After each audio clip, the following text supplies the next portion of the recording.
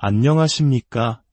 삶의 지혜와 깊이를 더하는 이야기에 오신 여러분을 진심으로 환영합니다. 오늘 우리는 신앙의 여정에서 많은 분들이 한 번쯤 품어봤을 질문에 대해 이야기 나누고자 합니다. 간절히 기도하는데 왜 내 기도는 하늘에 닿지 않는 것 같을까? 혹은 어떻게 하면 더 능력 있는 기도를 할 수 있을까? 와 같은 고민들 말입니다. 본격적인 이야기에 앞서 오늘 이 시간이 여러분의 마음에 깊은 울림과 평안을 준다면 좋아요를 통해 마음을 표현해 주시고 이 귀한 가르침이 필요한 이웃에게 공유하며 은혜의 씨앗을 심어주시는 것은 어떨까요? 여러분의 작은 나눔이 누군가에게는 큰 위로와 희망이 될 수 있습니다. 이 채널을 구독하시는 모든 분들의 삶에 하나님의 크신 축복이 함께하기를 기도합니다. 성경 마태복음 21장 21절과 22절에는 예수님께서 직접 하신 놀라운 약속이 기록되어 있습니다. 내가 진실로 너희에게 이르노니 만일 너희가 믿음이 있고 의심하지 아니하면 이 무화과나무에게 된 이런 일만 할 뿐 아니라 이 산더러 들려 바다에 던져지라 하여도 될 것이요. 너희가 기도할 때에 무엇이든지 믿고 구하는 것은 다 받으리라. 무엇이든지 이 얼마나 가슴 벅찬 약속입니까? 어떤 이들은 에이, 설마 그렇게까지 되겠어? 라고 생각할지도 모릅니다. 하지만 이 말씀은 너무 좋아서 사실이 아닐 것 같은 이야기가 아니라 너무 좋기 때문에 반드시 붙잡아야 할 진리입니다. 여기에는 어떠한 제한도 한계도 없습니다. 우리가 믿음으로 기도할 때 모든 것을 받을 수 있다는 하늘의 가장 높은 권위, 바로 우리 주 예수 그리스도의 약속입니다. 그렇다면 이토록 강력한 기도의 능력을 우리 삶에서 실제로 경험하기 위해 우리는 무엇을 알아야 할까요? 오랜 신앙의 여정과 목회 현장에서 수많은 고난과 역경을 통과하며 배운 기도의 능력을 풀어내는 7가지 비밀의 열쇠를 오늘 여러분과 함께 나누고자 합니다. 첫 번째 열쇠는 하나님과 홀로 만나는 시간을 통해 그분의 임재를 인정하고 존중하는 것입니다. 마태복음 6장 5절과 6절에서 예수님은 이렇게 가르치셨습니다. 또 너희는 기도할 때에 외식하는 자와 같이 하지 말라. 그들은 사람에게 보이려고 회당과 큰 거리 어귀에 서서 기도하기를 좋아하느니라. 너는 기도할 때에 내 골방에 들어가 문을 닫고 은밀한 중에 계신 내 아버지께 기도하라. 은밀한 중에 보시는 내 아버지께서 갚으시리라. 기도는 단순히 소원을 아뢰는 행위가 아닙니다. 그것은 존귀와 경배를 받으시기에 합당하신 창조주 하나님의 임재 앞에 나아가는 거룩한 교제입니다. 그리고 이 놀라운 교제는 우리가 그분의 임재를 온전히 인식할 때 시작됩니다. 어떻게 그분의 임재를 인식할 수 있을까요? 바로 세상의 소음과 분주함으로부터 벗어나 홀로 그분 앞에 설 때입니다. 하나님과의 거룩한 교제와 사람과의 인간적인 교제는 동시에 이루어질 수 없습니다. 우리가 누군가와 중요한 대화를 나눌 때 휴대폰을 만지작거리거나 주변을 두리번거린다면 그것은 상대방에 대한 큰 결례가 될 것입니다. 하물며 온 우주의 주인이신 하나님과 대화하면서 우리의 마음이 다른 곳을 향하고 있다면 그분께 합당한 존중을 드린다고 할 수 있을까요? 예수님께서 골방으로 들어가라고 하신 것은 바로 이 때문입니다. 문을 닫고 오직 하나님 한 분께만 집중하는 시간. 이것이 바로 기도의 능력을 여는 첫 번째 비밀입니다. 그분을 존중하는 마음으로 홀로 나아갈 때 비로소 진정한 기도의 문이 열립니다. 두 번째 열쇠는 하나님을 위해 무엇을 하기 전에 하나님께 예배하고 섬기는 것입니다. 요한복음 4장에서 예수님은 사마리아 여인에게 참된 예배에 대해 말씀하십니다. 아버지께 참되게 예배하는 자들은 영과 진리로 예배할 때가 오나니 곧 이때라. 아버지께서는 자기에게 이렇게 예배하는 자들을 찾으시느니라. 많은 사람들이 기도를 필요한 것을 얻기 위한 수단으로 생각합니다. 하지만 능력 있는 기도의 비밀은 먼저 그분의 마음을 만지는 것에 있습니다.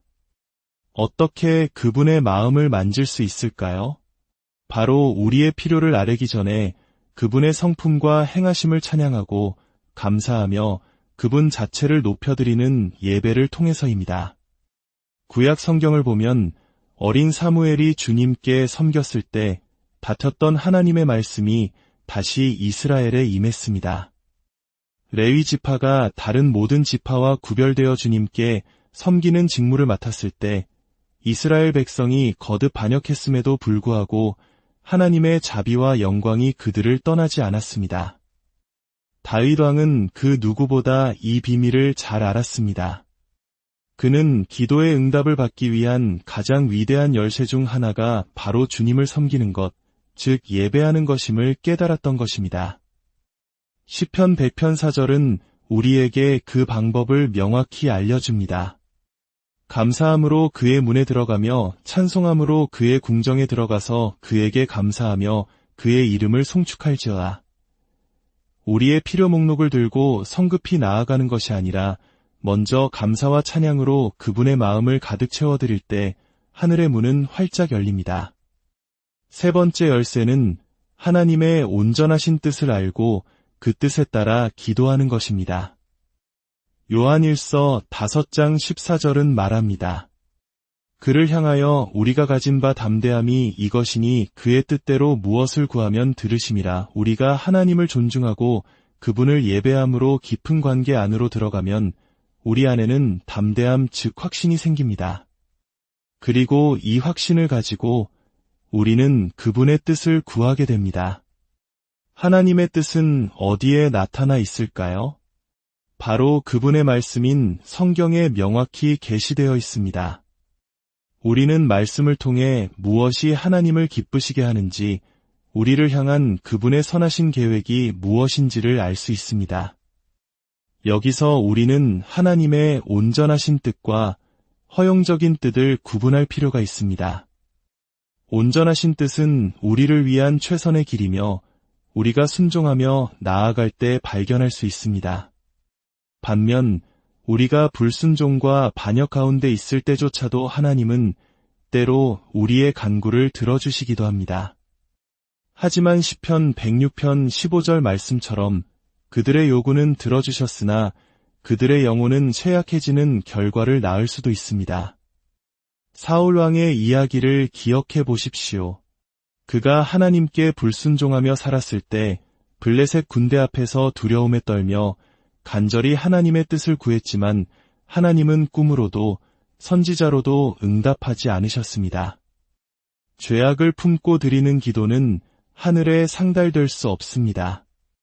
우리의 삶이 하나님의 말씀에 순종할 때 비로소 우리는 그분의 온전하신 뜻을 분별하고 그 뜻 안에서 기도할 수 있으며 그 기도는 반드시 응답받게 됩니다. 네 번째 열쇠는 매일 하나님과 교제하는 것입니다. 예수님께서 가르쳐 주신 주기도문에는 오늘 우리에게 일용할 양식을 주시옵고 라는 구절이 있습니다. 이는 성공적인 기도가 매일의 만남에 달려있음을 보여줍니다. 우리의 영적인 삶이 무너지는 이유는 무엇일까요? 바로 하나님과의 매일의 만남을 소홀히 하기 때문입니다. 문제가 생겼을 때만 하나님을 찾는 것은 마치 가뭄이 들어 땅이 모두 갈라진 후에야 우물을 파려는 것과 같습니다. 우리가 매일 꾸준히 기도할 때 놀라운 일이 일어납니다. 요한계시록 8장 3절에 묘사된 것처럼 우리의 기도는 하늘의 금 제단에 쌓이는 향과 같습니다. 즉, 하늘의 영적인 자산이 축적되는 것입니다. 이 영적인 자산은 결정적인 순간에 우리를 지키는 힘이 됩니다. 어려움이 닥쳤을 때 허둥지둥 기도하는 것이 아니라 평소에 쌓아둔 기도의 능력으로 어려움이 우리를 피해가게 만드는 것입니다. 다니엘을 보십시오. 그는 사자굴에 던져질 위기 앞에서 비로소 기도한 것이 아니었습니다. 그는 왕의 조서에 어인이 찍힌 것을 알고도 전에 하던 대로 하루 3번씩 무릎을 꿇고 기도하며 그의 하나님께 감사했습니다. 평소에 쌓아둔 매일의 기도가 그를 사자의 입에서 건져낸 것입니다. 저녁과 아침과 정오에 꾸준히 주님과 교제하는 것, 이것이 바로 우리를 지키는 강력한 힘의 원천입니다. 5번째 열쇠는 예수 그리스도의 보혈의 능력을 의지하는 것입니다. 히브리서 10장 19절은 선포합니다. 그러므로 형제들아, 우리가 예수의 피를 힘입어 성소에 들어갈 담력을 얻었나니 거룩하신 하나님 앞에 죄인인 우리가 나아갈 수 있는 유일한 길은 바로 예수 그리스도께서 십자가에서 흘리신 보혈의 공로를 의지하는 것뿐입니다. 우리가 예수님의 보혈을 무시한다면 하나님께서도 우리의 기도를 들으실 수 없습니다. 기도의 자리에 나아갈 때마다 먼저 우리의 죄를 고백하고 예수님의 보혈로 깨끗하게 씻어주시기를 간구해야 합니다. 어제의 죄, 그제의 죄 목록을 길게 늘어놓은 채로 나아가지 마십시오. 매일매일 우리의 죄 목록을 짧게 유지하고 즉시 회개하며 보혈의 능력으로 정결함을 입으십시오.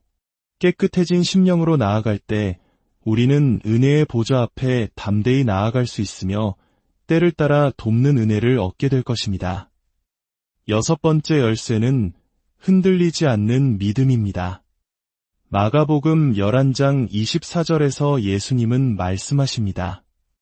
그러므로 내가 너희에게 말하노니 무엇이든지 기도하고 구하는 것은 받은 줄로 믿으라, 그리하면 너희에게 그대로 되리라. 기도의 모든 요소가 갖추어졌다 해도 믿음이 빠지면 아무 소용이 없습니다.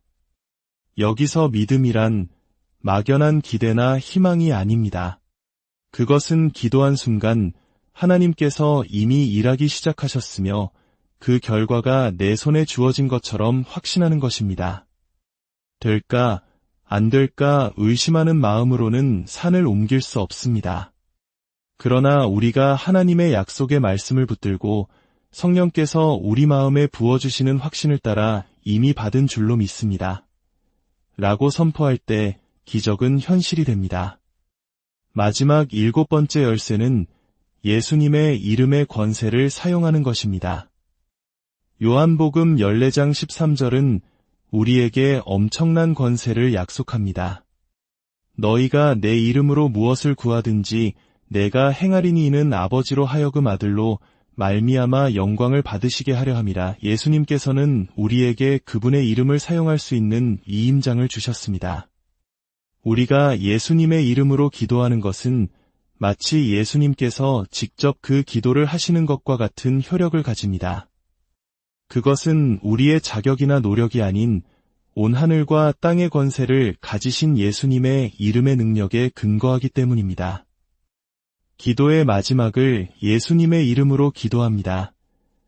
라고 맺는 것은 단순한 형식이 아닙니다. 그것은 나의 기도가 예수님의 권세 아래 있음을 선포하는 것이며 하늘의 보좌를 움직이는 가장 강력한 마침표입니다. 사랑하는 여러분, 오늘 우리는 기도의 능력을 풀어내는 7가지 열쇠를 함께 나누었습니다. 첫째, 골방에서 하나님과 홀로 만나십시오. 둘째, 구하기 전에 먼저 예배하십시오. 셋째, 하나님의 온전하신 뜻을 따라 기도하십시오. 넷째, 매일 꾸준히 기도의 자산을 쌓으십시오. 다섯째, 예수님의 보혈을 의지하여 나아가십시오. 여섯째, 이미 받은 줄로 믿으십시오. 일곱째, 예수님의 이름의 권세를 사용하십시오. 이제 함께 기도하겠습니다. 하나님 아버지, 오늘 저희에게 기도의 비밀을 열어주시니 감사합니다. 이제부터 저희가 7가지 열쇠를 삶 속에서 실천하게 하옵소서. 저희의 기도가 더 이상 공허한 외침이 아니라 하늘의 보좌를 움직이고 이 땅에 하나님의 뜻을 이루는 능력의 통로가 되게 하여 주시옵소서. 이 말씀을 듣는 모든 이들의 삶에 기도의 문이 활짝 열리고 믿고 구하는 모든 것들이 응답받는 놀라운 승리와 평강의 기적을 경험하게 하옵소서. 우리 주 예수 그리스도의 거룩하신 이름으로 기도드립니다. 아멘. 오늘 함께한 이 시간이 여러분의 신앙 여정에 새로운 힘과 방향을 제시했기를 바랍니다. 은혜로운 한 주 되시기를 바라며 저희는 더욱 유익하고 깊이 있는 이야기로 다시 찾아뵙겠습니다.